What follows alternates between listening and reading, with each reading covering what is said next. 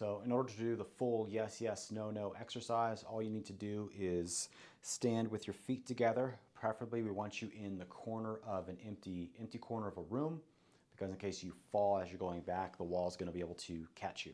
So standing with your feet all the way together, depending on which hemisphere we want you to stimulate. So if we want you to do more right brain stimulation, you're going to use your left hand. If we want you to do more left brain stimulation, you're going to use your right hand. So let's just say for this example, we're going to use our left hand for more right brain stimulation. So feet together, arms, so thumb's going to be out, thumbs up here, eyes stay focused on your thumb the entire time. You're going to nod your head forward as far as you can, eyes stay focused on your thumb.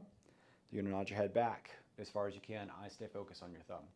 You're going to come back to center, you're going to go as far as you can to the right, and then you're going to go as far as you can to the left, eyes on your thumb the entire time. Okay, that counts as one repetition. We're going to do this 10 times, twice a day. Usually the best time to incorporate this is when you're brushing your teeth, and it's no extra time during your day. But again, all the way forward, all the way back, not going too fast, not going too slow.